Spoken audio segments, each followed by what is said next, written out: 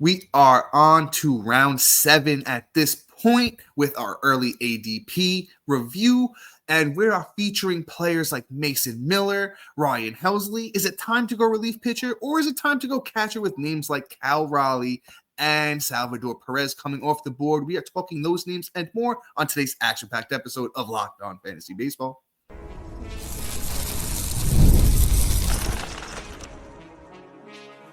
You are Locked On Fantasy Baseball, your daily fantasy baseball podcast. Part of the Locked On Podcast Network, your team every day.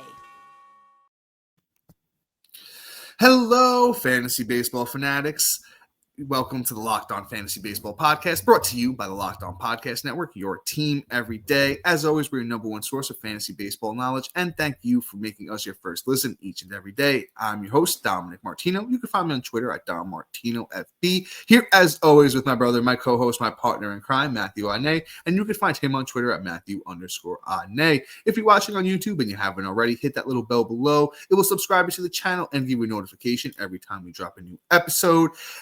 Or if you're listening on a platform like Apple or Spotify, leave us a 5-star rating and review. We would truly, truly appreciate it. And most importantly, to Matt and I and you guys this time of year, give us a chance on the Subtext platform. Through Subtext, it's an in-depth, personalized experience, offering so much more than we can in this 30-minute episode. And this time of year, you're going to be getting our 2025 rankings, sleepers, breakouts, and busts, and so much more. And if you are interested in joining us on Subtext, you could find the link in our bio wherever listening or watching, and it's available on any of our social media platforms. And guess what? The college football playoff is here, and you don't want to miss a moment of the action. The college football playoff, presented by Allstate, begins with 4 first-round games, December 20th and 21st on ESPN, ABC, TNT, and Max. Whew. All right, Matt. Round 7. This is an interesting round, and folks, Matt and I were talking about this, a little bit off camera, and Matt, you want to break it to the folks actually on what we were thinking about this round? We were talking about Cal Raleigh, specifically of the Seattle Mariners, and the thing is, like, we kind of like the stat line, but it's a matter of, do you want to go this high on a catcher? And it's a strong debate, and it's also a debate of who's the better catcher, right? Like Dom and I literally have Cal Raleigh in the same spot, and I looked at my rankings. I looked at Cal Raleigh. I looked back at my rankings. I looked back again, and I found myself just, like, how you doing, Cal? Now, you know what I'm saying? But like him or Will Smith, it's Cal for me. I think that it's just that it is what it is. But that isn't the debate here. That was just a sidebar. For this point pick right this moment, top of the 7th, and no, thank you. Cal Raleigh seems like he would be worth it on paper. But let me just give you a little inside aspect of it, right? This is the most ribbies he's ever had in his career, even though he's 27 years old. The power is relevant. That is 100% there. And the runs have been consistent over the last 2 years. And then you look at the batting average, and the batting average has been the same, like, 211, 232, 220, right, in this past year. That's, pretty ugly. And then you look at the rest of the guys in the round, right? You look at, Seiya Suzuki, Bailey Ober, Hunter Greene, Mason Miller, Brent Doyle, Spencer Steer, even at the same position, Salvador Perez, Brian Reynolds, Christian Walker, etc. That's your round, right? Based off of ADP, completely out of order, right? And you look at the names and you go, is Cal going to live up and give you that ROP when you pick him over all these names? And that's the question you have to ask yourself every time you stare down a catcher in the top 10. And for me, you're looking at this last season, you're like, yeah. Nah. First time he's going to do a season like this, and you said there's going to be no negative regression. That's where I can't buy in. On top of that, if I'm going to wait and I'm going to pick the 2 catchers out of this, it's Salvador Perez, and he's going much later, literally 10 picks later. And Salvador Perez has 1, a better batting average, 2, the track record, and 3, everything else under the sun. Same amount of power with the upside to do what Cal Raleigh did. Team honestly has just, I think, got better, and which will improve and has more upside. And this isn't a career year for him. So what does that tell you? He's the better one at the position. If I'm staring down this position, which I wouldn't touch either in this round, but if I'm making the pick at this position, it would be Salvador Perez. I think he's the best out of the whole top 5 that's coming out right now that had an opportunity. This is the best price, and that's Salvador Perez going 10 picks later. Cal Raleigh, for me, I'm not looking this way. Draft price should fall. Yeah, man, I'm right there with you on this one, and honestly, I'm not even going to add anything else except I just think the power is super legit, even in Seattle for Raleigh to be hitting. He had 30 in 2023, 34 home runs last year. That's super legit. I'm not banking on 100 RBIs again. And Matt, you spoke about the batting average. The trend of his career. He's a 218 hitter. So I'm passing on Raleigh as well. And I love the Salvador Perez take because I have Perez one spot ahead of Raleigh myself. So Matt, great job there. I'm going to move on to our next player, who is Ryan Helsley. He is coming off of the board at around pick 77. Once again, we talked about this in the last episode with Devin Williams. This is where I'm starting to look for my RP1. And I don't think Helsley's a bad choice. I'm a little bit biased because Helsley is somebody I had a lot of shares for last year. And, as Matt coined the term, the ROP was very good on Helsley last year. And it might not be the same. And I think when you're targeting an elite closer, it kind of has to be, straight across. You're picking him to do what he's supposed to do. If he doesn't, you're not getting that ROP. But I think Helsley's safe. The last 3 years he's had, combined. Actually, let's do the math on that, because the last 3 years it's like a 2, I would say like a low 2 ERA, 49 saves last year, a career high. Those Cardinals, they're playing in close games a lot because they're not a horrible team, but they're not a good team either. So those games they win are usually pretty close. 66 innings for Helsley last year, 79 strikeouts, and a 110 whip. So, I mean, he's just been really, really solid. We know who he is. I think he's going to continue the trend that he has been on the last few years. A lot of saves. I don't think it's going to be 49 again, but if he gets 35 plus, that's going to be awesome. He's definitely going to be over K per 9, low ERA, solid whip. You can look at him here. Is he my favorite closer that's going around here? Not really, but I'm not mad at this pick with Helsley at this point. Yeah, I mean, so like blanket statement here. Helsley's a really good RP.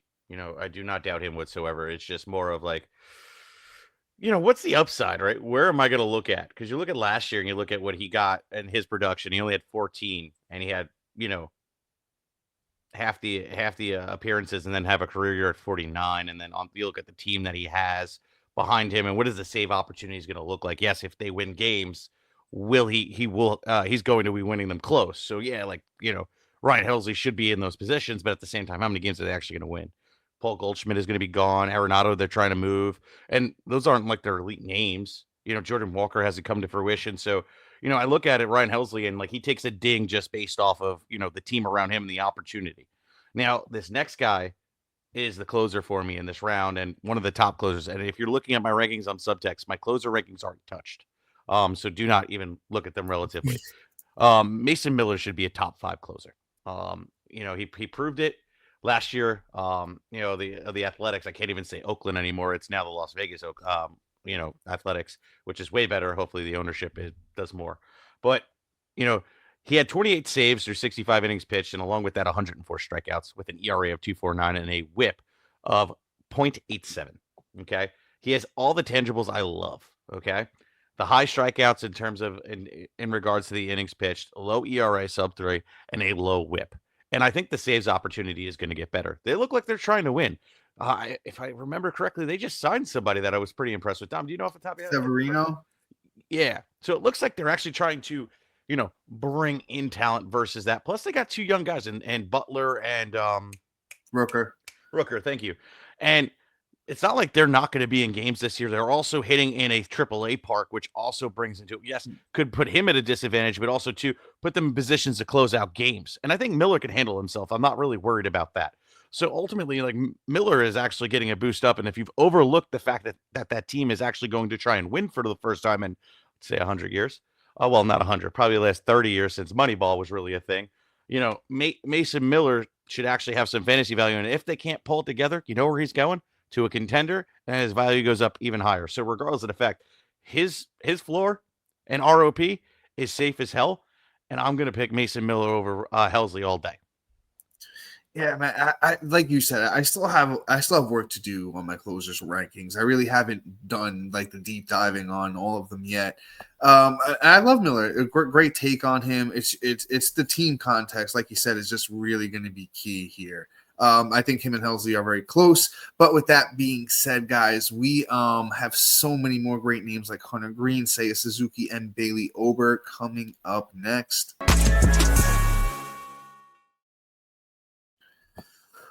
Folks, did Rocket Money help you find any subscriptions you forgot about that you were paying for twice? That definitely happened to me. I had a few subscriptions that I didn't even realize I was still paying for, and Rocket Money made it so easy to track them all down. It's like having a personal assistant for your finances. Rocket Money is a personal finance app that helps find and cancel your unwanted subscriptions, monitors your spending, and helps you lower your bills so you can grow your savings. It brings everything together in one place, whether it's subscriptions, your spending habits, or even the goals you want to hit this year. Rocket Money has over 5 million users and has saved a total of 500 million in cancellation subscriptions, saving members up to $740 a year when using all the app's premium features. For me, one of the best features is the subscription tracker. I've used it to cancel services I wasn't using anymore, and I've already saved a ton. Plus, with their goals feature, I've been able to automatically set aside money for my future. No more stressing about budgeting every month. Cancel your unwanted subscriptions and reach your financial goals faster with Rocket Money. Go to rocketmoney.com/locked-on today. That's rocketmoney.com/locked-on. rocketmoney.com/locked-on once again. And then the World Series, Super Bowl, the Olympics, the world's top athletes get to play in these top level sporting events thanks to one thing, teamwork. And teamwork can also protect your financial legacy and your family's future. Select Quote's licensed insurance agents are the perfect teammates when shopping for customized, affordable life insurance. They can find you the right policy to keep your financial legacy safely in your family's end zone. Select Quotes is one of America's leading insurance brokers with nearly 40 years of experience, helping over 2 million customers find over $700 billion in coverage since 1985. Other life insurance brokers offer impersonal, one-size-fits-all policies that may cost you more and cover you less. While Select Quotes licensed insurance agents work for you to tailor a life insurance policy for your individual needs in as little as 15 minutes, you invest so much time to take care of yourself and be the healthiest, best version of you. Select Quotes exclusive policies can reward that effort. Get the right life insurance for you for less at selectquotes.com/locked-on. Once again, go to selectquotes.com/locked-on to get started today. And once again, that's selectquote.com/locked-on. Oh, all right. Then one last thing, folks. I need to talk to you guys about the Locked On Fantasy Baseball Podcast Diamond Club on the Subtext platform. It's going to be your ultimate fantasy baseball companion as this offseason continues to unfold. You can rely on Matt and I for our dynamic content. You're going to get real-time alerts right to your phone, including our 2025 rankings, sleepers, breakouts, and busts, and so much more. So stay ahead of your fantasy league by joining the Diamond Club on the Subtext platform where the path to your victories begin. Subscribe now and elevate your fantasy baseball experience to a new level. Link is in bio where you're listening, watching, and it's available on any of our social media platforms. Matt, my brother, my best friend. As much as I want to talk about this next guy, I'm going to pass it off to you for now, if that's all right. I think I lost my voice. You have to keep going. I'm kidding. I appreciate it. Much obliged. No problem. Don't let it happen again. All right. Hunter Greene. The Cincinnati Reds. My guy just took a huge step forward. I had some worries coming into last season. You looked at what he did in 2023, and you were like, man, what is going on here? 112 innings pitched that year with 152 strikeouts and a 4.82 ERA with a whip of 1.42. I think, somebody said to him, hey, man, how do we get the control down? Why don't you stop trying to throw like 1,000 miles an hour every pitch and kind of bring it down?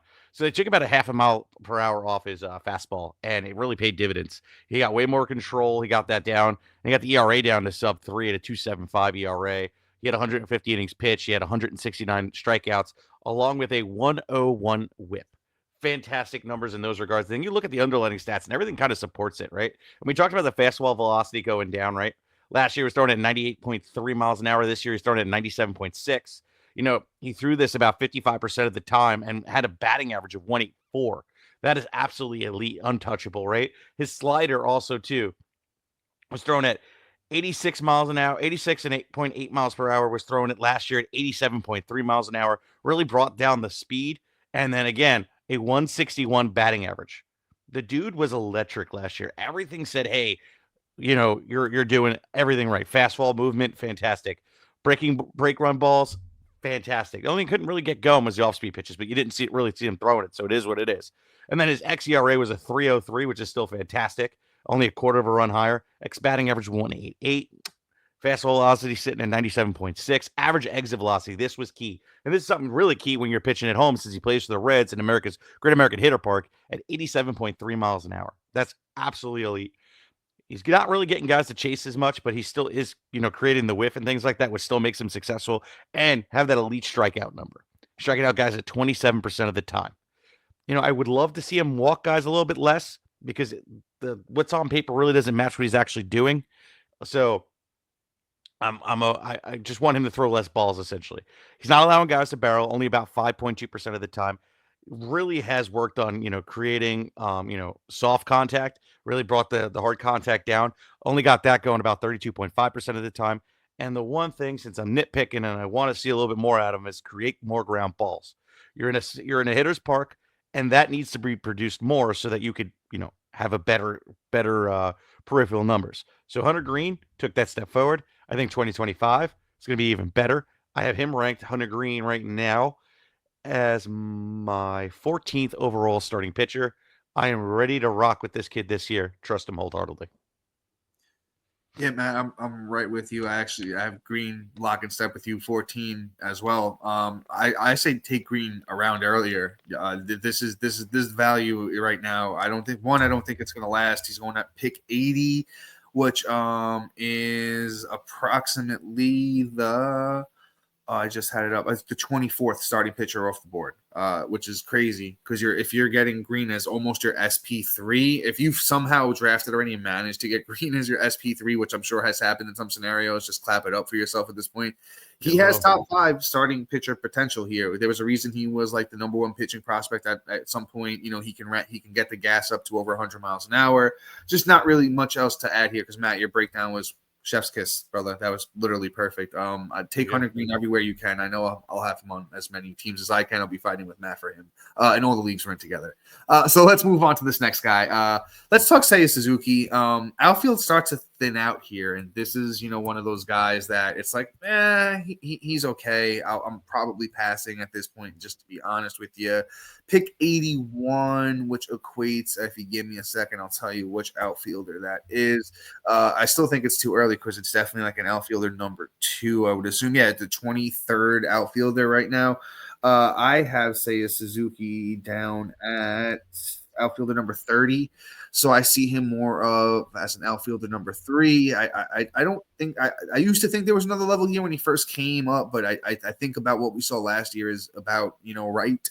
Last year, Seiya Suzuki played 132 games for the Cubs, 512 at-bats, 74 runs, 27 doubles, 6 triples, 21 homers, 73 RBIs, 16 steals, and he hit 283. I think that's about spot on. You expect about 20 home runs, 280 batting average. I have to check the speed on him. I don't think he's super fast, so I'm not expecting like any more steals. I think 16 actually might be he's 76th percentile, so I would expect maybe over 10 again, with the bigger bags in play. So, 20, 15, 280, decent counting stats. I think he's just maybe a high-end outfielder number 3. I wouldn't even consider him a low-end outfielder number 2 because I don't think I'd take him as my outfielder number 2. Yeah, well done on that. Honestly, man, look, last year I was in on him. This year I'm kind of meh on him. Let's look at it this way. The team around him is better. Even with the trade of Bellinger, they just brought in Kyle Tucker, and they got PCA out there now. Peaker Armstrong, for everybody that doesn't know who that is. The Cubs as a whole are pretty darn good. Maybe the runs and ribs come up, but I don't see the power ever really taking that step forward. Even though the average exit velocity is at 91.7 along with that launch angle, but just has never come to fruition. And with him being 30 years old, if we haven't seen it in 2 years of baseball, being that he was a Japanese transfer, I just don't think we're ever going to see it in the bigs. He's just going to be a good hitter that, also just needs to stay out on the field. And that's another thing with him. Had a couple IL stints, even though he managed to put together 512 at bats. It is what it is. But guys, coming up next, we're going to cover a very controversial name, in my opinion, of where I should really rank him, because I really do have split personalities. You called me Heckle and Jai, because 1 minute I want to go high, 1 minute I want to go low. And that's all coming up next after this.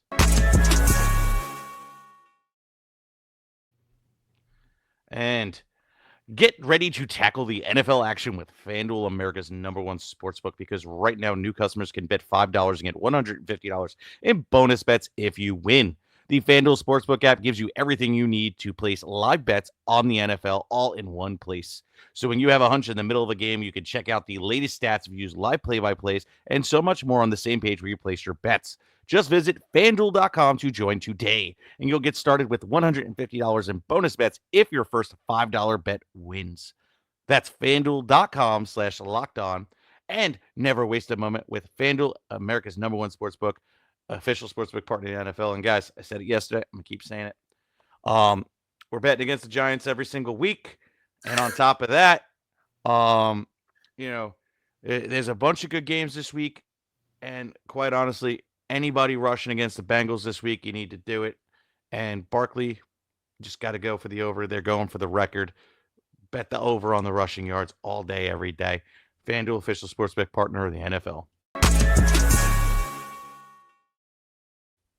All right, we're going to move on. We're going to talk about Bailey Ober of the Minnesota Twins. And quite honestly, I am it's a tale of two halves, and the tale of two halves isn't even pretty. First half, he was absolutely putrid. People were like, should I drop him? We're like, I don't know. Let's hold on to him. Second half, he finishes with like a 3.78 ERA, and it wasn't all pretty either. You really look at it. It's really just 1 month. You look at August, and that's where it was. He had a monster August. A 289. I'm sorry. Wrong stat. Here we go. Hey, I lied. He was really July. A 2 ERA right on the dime, 27 innings and 29 strikeouts. And then you look at, September, October, and it's a 3.68 ERA with 44 strikeouts through 36 innings. But he got lit up through August, and then June he was kind of ticking it up a little bit, but the overall season was just hard. It was hard to own him. Everything about him just wasn't really screaming it, but even though all his underlying stats, except for his fastball velocity, was really screaming, hey, he should be better than what he's showing. I just don't understand what it is about Bailey Ober. It just makes me want to dive back in every single time.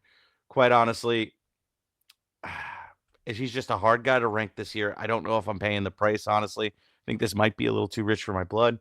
And based off of the rankings, Ober is sitting SP 25. And for me, SP 36. So I ain't touching him with a 10-foot pole then. Matt was spot on. I have him at SP 32. I think he's more of a lower end SP 3 for me. Great breakdown on him. The thing I do want to add is that I think I do know what's wrong with Ober. He started throwing a cutter. Threw it 19% of the time last year. Got hit for a 279 clip.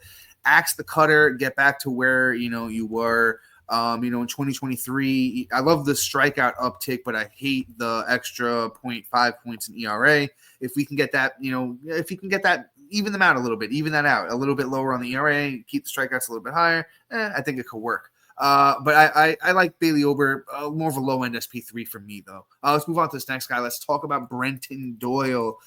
Interesting player here with Doyle, because of course he plays for those Colorado Doyle Rockies. Rules. That's the drop we need. For him. We definitely need that one. But yes, Doyle did rule last year. 26 years old for those Rockies. Played 542 at bats, 149 games for once again Brenton Doyle. 82 games played, or 82 runs, 23 homers, 72 RBIs, 30 steals, 260 batting average. Career season for him. A little bit rich for me, especially pick 82.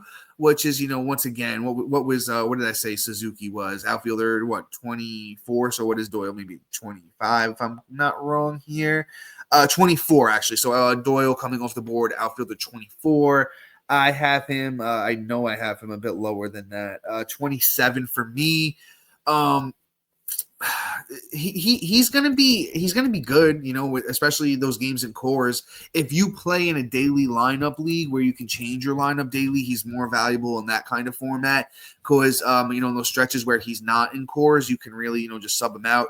He is super fast. The speed is legitimate. The 30 steals is real 94th percentile sprint speed for Brenton Doyle. So I don't hate the price. I think there is upside there. But you just have to be aware with what you're getting. I don't like him in a set it and forget it type league. I don't like him in weekly formats, stuff like that, because that's where it's going to be tougher to keep him in your lineups because the home and away splits aren't great. So I do like him, but you have to just be careful when you take a guy like this. More of an outfielder 3 for me. Well said, to the point where he's going down in my rankings. I already have him at 29, and I think he's going to come down even more. I'm not touching him. But well said. I don't think I need to move on, do anything else with him. I'm going to move on to Spencer Steer, another red here. Steer has, left, first, third eligibility, and, he had a really good year this year. I got to say it. I called it. I really thought he was going to do it. Left me, wanting a little bit more, but at the same time, had a good year, right? 574 at bats, 74 runs, 34 doubles, 4 triples, 20 home runs, 92 ribs, 25 stolen bases, and batted .225. That was really ugly. Steer as a whole, the underlying stats really don't support even what he did. What he did in a lot of aspects too. But I look at it like this: some guys just put it on and just hit the ball and make contact. It's not like he had mind blowing power numbers or anything of the sort. He pretty much, when he got on base, he made something out of it, and then he had guys around him that were able to drive him home or didn't leave guys on base. That's the key part. He's not going to be this power guy that's going to be absolutely incredible, but, it is what it is. I do have him lower in my rankings ultimately. Like, he's not like this, top 10 guy, I think, at any position. At third, he's maybe 13th. At, outfield, he's in the late 30s for me. It's one of those things where Steer just doesn't have much. Is going to be good, but he's not going to be great. For this pick, flat out bust. He'll end up on the bust list if he keeps going. If there's no ROP that you can get at this pick right here for Steer. Matt, great breakdown on Steer. I don't have too much to add. I'm avoiding him in this round as well. Won't be a target of mine. I just do want to mention to you people out there that don't play on Yahoo, because Matt and I, that's where we specialize. And Steer won't keep the second base eligibility outside of Yahoo. We played 7 games at second. Yahoo, you only need 5. ESPN and CBS, I know one's 15 and one's 10, so he won't be eligible at second base, and that moves him down a little bit more for myself as well. Let's keep going. We're going to talk about Salvador Perez here. Matt, you mentioned it earlier. This is the guy that you want to take if you are targeting a catcher in this round. We know who he is. There isn't even really much to say for Salvador Perez, but he sees more time at DH. Last season, he had 27 home runs to 271, 104 RBIs. This Royals team is going to be really good this year, I think. So the RBIs are going to stay good. The power is legit. He's a career 267 hitter. I have Salvador Perez as my number 4 catcher. I like this pick here. Great take. Honestly, I kind of already gave my take on how I feel about Perez. So I am going to move on, and I'm going to talk about Edwin Diaz of the New York Mets, Juan Soto's new teammate. Screw you. But I hope the Yankees sign Pete Alonso. Oh, that'd be nice revenge, quite honestly. But here's the thing, right? It was kind of rough to own him last year at a certain point. Like, you look at what he did, and April was pretty good out the gate, and then May was rough. He had like an 8.68 ERA. June, he only got out there about 3 innings, 3 times, got 2 saves, was pretty good. July was nice, got lit up in August, and then resurgence in September. But we got to remember, too, he hasn't pitched in a full year. 2023 was a complete wash, got hurt in the World Baseball Classics, and was pretty much done. So this year, we expected the ups and downs. I think he's going to be fine this year. Am I targeting him in this round? I think it's a little too rich for my blood. I would hope that he falls into the next round and then I can kind of consider it. But for Edwin Diaz, for me, I'm out.